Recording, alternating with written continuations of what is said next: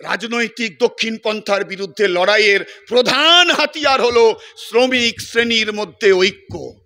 শ্রমিকদের মধ্যে যদি মজবুত ঐক্য আমরা গড়ে তুলতে না পারি, তাহলে পরে জাত ধর্মের জায়গায় রুটি রুজির মুদ্রা আসবে না।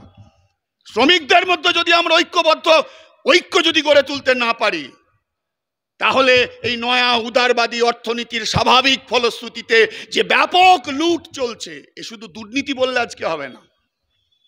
সেটা ইলেকটোরাল বন্ডি হতে পারে, পাড়ার লোকাল তৃণমূল কাউন্সিলরের কারবার হতে পারে, 100 দিনের কারবার হতে পারে, আবাস যোজনার কারবার হতে পারে, বালি কয়লা গরু চাকরি যা কিছু হতে পারে। চোখের সামনে আমরা দেখেছি, যা কিছু দেখেছি, এটা অনিবার্য। ফলে সেই দুর্নীতির বিরুদ্ধে লড়াইটাকেও যদি করতে হয়, তাহলে নয়া উদারবাদী অর্থনীতির যে লুট, তার বিরুদ্ধে লড়াইকে জোরদার করতে হবে।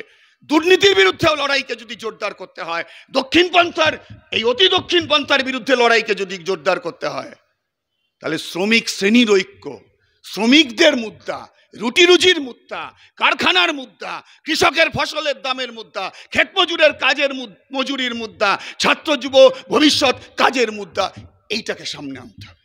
এবং সেইটা সামনে আসার প্রধান এবং সম্ভবত একমাত্র শর্ত হলো মেহনতি মানুষদের ঐক্য। ফলে তিলকের মাঠ থেকে আমরা যেমন নিশ্চয়ই বলবো, মে দিবসের আহ্বান শুধুমাত্র ভোটের লড়াইয়ের আহ্বান নয়। কিন্তু এখন আমরা যে মোড়ের মাথায় দাঁড়িয়ে আছি, এই সরকারকে যদি হারাতে না পারি, আর পশ্চিমবাংলায় যদি তৃণমূল আর বিজেপিকে একসঙ্গে হারাতে না পারি, কারণ 10 বছর দেশ চালিয়ে বিজেপির সরকার কেমন করে আমাদের রাষ্ট্রায়ত্ত ক্ষেত্রের উপর আক্রমণ নামিয়ে এনেছে, এখানকার শ্রমিকদের উপর আক্রমণ নামিয়ে এনেছে, ট্রেড ইউনিয়নের অধিকারের উপর আক্রমণ নামিয়ে এনেছে। এটা যেমন দুর্গাপুরের সংগঠিত শিল্পের শ্রমিকেরা জানে, এই অঞ্চলের অসংগঠিত ক্ষেত্রের শ্রমিকদের খানিকটা ধারণা আছে, ঠিক তেমনি আমাদের এই দুর্গাপুর আসানসোল শিল্পাঞ্চলে ছোট মাঝারি অসংখ্য শিল্প আছে। 11 সালে সরকার বদলের পর তৃণমূল কংগ্রেসের প্রত্যক্ষ নেতৃত্বে কেমন করে এই শিল্পগুলোর ওপর আক্রমণ হচ্ছে, এই শিল্পে কর্মরত শ্রমিকদের অধিকারের উপর আক্রমণ হচ্ছে। ওদিকে মোদি লেবার কোড তৈরি করে শ্রমিকদেরকে পুঁজির কৃতদাস বানাতে চাইছে, আর এদিকে 13 বছরে তৃণমূল কংগ্রেসের সরকার মালিকদের পক্ষে প্রত্যক্ষ দালালি করে এই শিল্পের শ্রমিকদের অধিকারকে কেড়ে নেওয়ার চেষ্টা করছে। ফলে এই দুটো শক্তির বিরুদ্ধে হারাতেই হবে। সেই জন্য নির্বাচন গুরুত্বপূর্ণ, সেই জন্য সুকৃতি ঘোষালকে পার্লামেন্টে পাঠাতে হবে আমাদের কথাগুলোকে বলবার জন্য।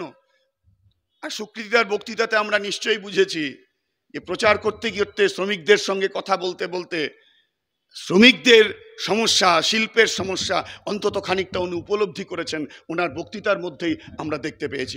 সব থেকে বড় কথা হলো এই যে যদি আমরা পার্লামেন্টে বামপন্থীদের সংখ্যা বাড়াতে না পারি, তাহলে যেমন আমি আমার কারখানাকে রক্ষার লড়াইও করতে পারবো না, আমার ছেলে মেয়েদের কর্মসংস্থানের সম্ভাবনাকে ফিরিয়ে আনতে পারবো না, কৃষক ক্ষেত মজুরদের পাশে দাঁড়াতে পারবো না। তেমনি সব থেকে বড় কথা হলো শ্রমিক শ্রেণী, শ্রমজীবী মানুষের অস্তিত্বকে রক্ষা করার ক্ষেত্রে বিরাট প্রতিবন্ধকতা তৈরি হবে। তাই আমি কথাকে বাড়াবো না। কথাটা হলো এই যে মে দিবস এ অন্য লড়াই। জীবনবাবু বলেছেন ছাদের মতো, দুনিয়াতে সব সম্পদ তৈরি করে শ্রমজীবী মানুষেরা, আর শ্রমজীবী মানুষেরা কেবলমাত্র নিজেদের জন্য লড়াই করে না, গোটা সমাজের মুক্তির জন্য লড়াই করে। সে লড়াই আমরা আছি। কখনো স্রোত আসে, কখনো স্রোত নেই, কখনো জল শুকিয়ে যায়, কখনো বর্ষার বৃষ্টিতে তাতে একটু জোয়ার তৈরি হতে পারে। এই লড়াই জারি আছে, এ লড়াই জারি থাকবে। শ্রমিকদের শক্তি, শ্রমিকদের ঐক্য, শ্রমিকদের সম্পদ, গতরে সম্পদ তৈরি হয়, এই যে মৌলিক জায়গা, এখান থেকে এক চুলের জন্য অন্য কোথাও সরে যাওয়া যাবে না। দক্ষিণপন্থা, অতি দক্ষিণপন্থারা চায় সেটা করাতে। ফলে এ লড়াই আমাদের জারি আছে, জারি আমাদের থাকবে।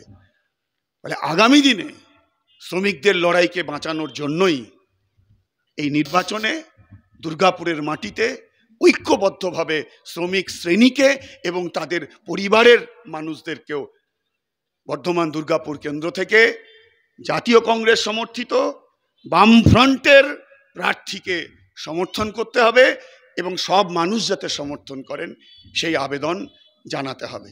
আমি আপনাদেরকে এটা বলতে পারি, রাস্তাঘাটে ঘুরে যা অভিজ্ঞতা আপনারাও দেখতে পাচ্ছেন, 19-এর মতো পরিস্থিতি দেশে নেই, রাজ্যে নেই, আমাদের দুর্গাপুরে নেই। 21-এর মতো পরিস্থিতি রাজ্যে নেই, দুর্গাপুরে নেই। 4 তারিখের পর নরেন্দ্র মোদীর সরকারে ফিরে আসা, বলা যায় ফিরে না আসাটাই প্রায় নিশ্চিত। প্রথম 2 দফার যে ভোট হয়েছে, আমরা ঐক্যবদ্ধ ট্রেড ইউনিয়ন ডাক দিয়েছি, মোদীকে হারাতে হবে, বিজেপিকে হারাতে হবে, তার সাংঘাতদের হারাতে হবে। আর অভিজ্ঞতায় দেখা গেছে বামপন্থীদের সংখ্যা যদি পার্লামেন্টে বাড়ানো যায়, পার্লামেন্টের ভারসাম্য শ্রমজীবী মানুষের অনুকূলে নিয়ে যাওয়া যায়। বামপন্থীদের সংখ্যা যদি পার্লামেন্টে বাড়ানো যায়, আম্বানি আদানির স্বার্থের বদলে মজুর চাষির স্বার্থের কথা পার্লামেন্টে আলোচনা হয়। দুর্গাপুরের মানুষকে আমার বোঝানোর কিছু নেই, সেজন্য বামপন্থীদের সংখ্যা বাড়াতে হবে। আর দিল্লিতে এই যে স্বৈরাচারী, চরম স্বৈরাচারী, যারা ফ্যাসিবাদের দিকে নিয়ে যাচ্ছে গোটা দেশটাকে, এদেরকে হারিয়ে দিয়ে, বিচ্ছিন্ন করে দিয়ে বিকল্প গণতান্ত্রিক ধর্মনিরপেক্ষ বিকল্প সরকার তৈরি হবে। পশ্চিমবাংলার ক্ষেত্রে এই নির্বাচনে বাম ফ্রন্টের সঙ্গে জাতীয় কংগ্রেসের যে সার্বিক ঐক্য তৈরি হয়েছে, অতীতে কোনোদিন হয়নি। গোটা ভারতবর্ষে আরএসএস বিজেপিকে হারানোর জন্য, বিচ্ছিন্ন করার জন্য গত 5 বছর আগের থেকে এই নির্বাচনে বিচ্ছিন্ন কয়েকটা রাজ্যের বাস্তবতা বাদ দিয়ে গোটা ভারতবর্ষে যে সার্বিক ঐক্য তৈরি হয়েছে, অতীতে কোনোদিন হয়নি।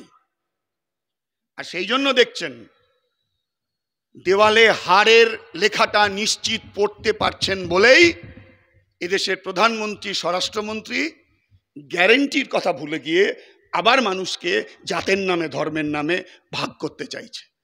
কিন্তু যেটা গুরুত্বপূর্ণ কথা হলো, এই সমস্ত সার্ভেতে কথাটা আসছে যে 6টা বছর 7টা বছর যে শ্রমজীবী এবং সাধারণ মানুষকে জাত ধর্মের নাম করে বিভিন্নভাবে ওরা ভাগ করে দিয়ে একদিকে মোদী আরেকদিকে মমতা এই বাংলায় লাভবান হয়েছিল। পশ্চিমবাংলা তো বটেই, সারা ভারতবর্ষে সিএসডিএস এর রিপোর্ট বলছে যে জনগণের বেশিরভাগ মানুষ তারা এই ভোটের মুদ্রা হিসাবে মনে করছেন দুর্নীতিগ্রস্তদের হারাতে হবে, মনে করছেন মানুষের সংসার চালানোর যে মুদ্রা সেইগুলোকে আলোচনা করতে হবে, মনে করছেন কর্মসংস্থান সবচাইতে গুরুত্বপূর্ণ দিক। আর এইটা হলো আমাদের শ্রমিক সংগঠনগুলোর জন্য, শ্রমিক শ্রেণীর জন্য সবচাইতে গুরুত্বপূর্ণ। তাই আমি এই কথা বলতে পারি, দিল্লিতে মোদী সরকার ফিরবে না, বামপন্থীদের শক্তি বাড়াতে হবে, পার্লামেন্টে বামপন্থীদের বাড়াতে হবে, আর একটা বিকল্প গণতান্ত্রিক ধর্মনিরপেক্ষ সরকার 4 জুনের পর তৈরি হবে। তখন আর একটা পর্যায়ের লড়াই হবে শ্রমিক শ্রেণীর সামনে।